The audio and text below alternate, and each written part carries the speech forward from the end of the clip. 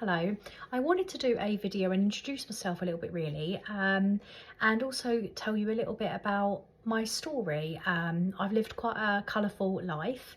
I've made some really shit decisions and some really good ones as well, but it's kind of brought me to maybe where I am now, and I've made a little bit of an effort today. Can you notice, although I do need to get my roots done. I've even got a little bit of lip gloss on for you. I don't know if any of you remember this. I don't know if they still sell it, but anyway. So I've made a little bit of an effort. If you don't know me, I am Sarah and I am the founder of Reclaim and Rise, which is confidence coaching for women 40 and beyond to help make your life that 10 out of 10 that you're looking for. I don't know about you, but when I reached, I think it was about 40, I felt like I was kind of stuck in a rut, just bumbling along in life, just, you know, quite comfortable, but feeling like there was something missing. And I thought to myself, is this it? Like, is this the rest of my life now? Because if it is, I feel like it's a little bit shit. But actually, it doesn't matter whether you're 40, 50 or 60, you're not past your peak. In fact, your life can just be beginning now if you wanted it to. You've just got to have the drive to do it and take those small steps forward to achieve those bigger goals. And so that's what I did. I decided that actually I'm not happy with the life that I have. I'd lost my sparkle a little bit and my confidence over a number of different things, and so I decided to get a mentor myself, and I'm now in a really good place. So I kind of feel like I wanted to do the same thing for other women.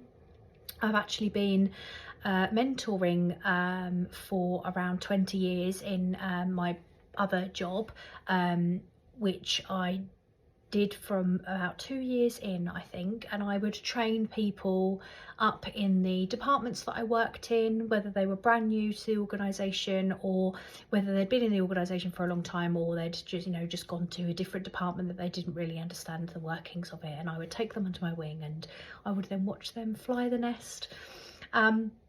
And I felt like that was my calling really, and I don't know why I didn't do sort of life or confidence coaching earlier. I wish that I had, but don't we all look at decisions we've made and wish that we had done them earlier? But I'm here now and I absolutely love it. It's one of the most rewarding things, just to watch somebody reignite their spark and build their confidence. So that's why I do what I do. So let me tell you a little bit about me. I'm 43, or at least I think I'm 43. I don't know about you, but whenever anyone asks me, it takes me a couple of minutes to figure out actually how old I am. But I think I'm 43 anyway, and I am going to be 44 later on in the year. I have a daughter who is 24, she's called Sophie, and if you do the maths, you'll easily work out that I was obviously really young when I had her, and I fell pregnant at 18 and I had her at 19. Told you I lived a colourful life. I was in a long-term relationship at the time. I was actually living with my boyfriend, and I'd always dreamt of, you know, when you dream about getting married and having children, I'd always dreamed about having a daughter called Sophie. So being the courageous young woman that I was, I thought, fuck it, I can do this. Like, this is not going to be a problem for me at all. So I had my daughter, and I was working part-time in Superdrug. I was actually a Saturday girl, and I was earning £2.20 an hour. Wild. So I'd earn about £18-20 for a shift. And when I got to the till one day, if you picture the scene, I got to the till and I was buying SMA. Do they even do SMA anymore? I'm so out of the loop, aren't I, as a mum? Nappies, wipes, baby food, whatever. And as they tallied it up at the till, even with my Kingfisher discount as it was back then, it still came to the amount that I had just earned in my working day. And something just, I don't know, it just shouted at me that I'm better than this, and that I want more for me and I want more for my daughter. And I'm not saying that anyone who works in a shop is not a good person. That's not what I'm saying. But what I'm saying is that I wanted more, and this was not the life that I wanted to live. So I decided that I was going to go into full-time work, even though my daughter she was just under 2 at the time, but me and my boyfriend, we were, you know, going to manage it. I wish that I'd had my daughter actually a few years later. I don't regret having her at all. Like, she's just an incredible woman. But I wish that I'd had her just maybe a few years later, when I was a bit more financially stable, mature and patient. Because I look back now sometimes as a mum and I think I really didn't have the patience. Whereas if I had a child now, not that I want one at this age, absolutely not. Like, I'd rather chew a razor blade, I think. But if I was to, I know I'd have so much more patience and more understanding, I guess. So yeah, so that's something that I look back on and sort of wish that I'd done things maybe a little bit differently at times. But anyway, I decided I was going to go to work full time, and I joined this organisation, which was an absolute eye-opener for me. I was on £18,500 back then, which was not a lot of money, but to me it was. I'd never worked full time before, so I was thinking I was loaded, you know.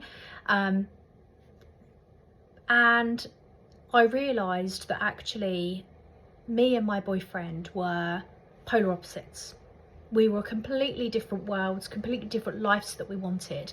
He was quite happy to bimble along. He didn't really want to earn much money. He wasn't bothered about traveling the world or, you know, being able to do really good things. We lived in a council house, and not that there's anything wrong with that.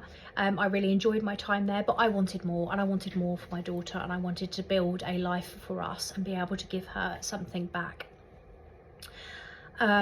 So I realised that, and I ended the relationship. And I really struggled as a single mum to juggle childcare. I had a childminder, so I had Sophie's dad doing some of the childcare, then I had to pay for a childminder. A lot of my money was going towards that. I even had those childcare vouchers that you get through your wages with a bit of a discount, and they were hundreds of pounds a month. It was insane, really. But I had some sort of resilience to just sort of soldier on, because I had no choice. Like, what was the other option? What, that I give up work and become a full-time mum? There's nothing wrong with that either, but that's not what I wanted. And how was I then ever going to build that life that I wanted for me and my daughter if I gave up work? It just was never going to happen, was it? You know, I wanted to own my own home and, you know, be able to give her that, go on holidays, travel with her, and give her life experiences that, you know, I didn't really have that much of. And so there was no option. And so I just, you know, would pick myself up every time I got knocked down, and I would keep moving forward. And I look back now and think, God, I was strong back then. But in the moment, I never felt that strong. I just needed people to lift me up a little bit and give me that encouragement and help build my confidence and tell me that actually I was strong enough and that I could do these things. So while I was in the organisation, I started to mentor colleagues, which I found my calling there, really, if I'm honest. And like I said, I wish that I'd moved into coaching earlier. But I just loved watching people grow from being, you know, sort of like a nervous wreck to being really confident and being able to do everything on their own, and then even going and working in other departments or even getting promoted. I've coached, or mentored, should I say, colleagues that have gone on to get promotion and are actually, you know, higher up than I am, which is just incredible, really. But I did hit a low point in my life, which I'm not going to go into too much now, but I did meet someone at work, and I ended up becoming a victim, survivor, whatever you want to call it, of domestic abuse. It was never violent, but controlling and coercive behaviour and stalking were the main things, albeit they weren't actually offences back then, sort of 20 odd years ago. And I found myself in a really, really low place. And one thing that I realised was that if someone told you something enough about how bad you were as a person, that you would start to believe it. And so I genuinely believed that I was damaged goods because I didn't have a child in wedlock, and that I would never meet anybody else because I'm just not good enough to meet anyone else. I'm going to be single forever. So it was a really difficult time, but I continued to throw myself into work, like threw myself into work. but I ended up getting into £20,000 worth of debt, or just over that, because I had champagne taste and fish and chip money, as I like to call it. And I was trying to live a rock and roll lifestyle because I was still in my 20s, and even though I was a mum, I still needed to live my life and get some things, you know, tick things off my list, but I didn't have the means to, so credit cards were being used, and it was just an awful time. And then as I got older and as I got towards my 40s, I thought enough is enough, and I need to reclaim back my life that I'd lost through my career and through parenthood, and also sort my finances out. So I worked lots and lots of overtime, and I ended up then getting myself completely out of that debt, even though it was a massive amount of money. And I bought my own home, and Sophie and I got to go on wonderful holidays, and I got to take her on trips to do things, even the theatre, you know, just little things like that that just, they just make a huge difference to not only my life and filling my cup, but also my daughter's life. And that's what I did it for. I did it for us. And so now I'm in a really good place where, after losing my confidence through my domestic abuse relationship, and losing my identity through my career and parenthood, I have managed to find not only my identity, but partly a new one. I'm a completely different woman to what I was back then. And life is just really good now, really good. And so I just wanted to share that with you. I know that that's quite raw, what I've said, and actually this is not rehearsed. I've got no script in front of me. I've just gone bleh with it.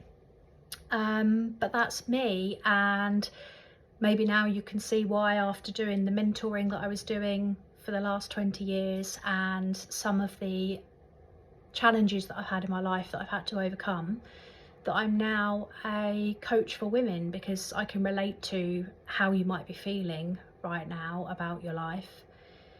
And there's that drive and want and hunger to be better.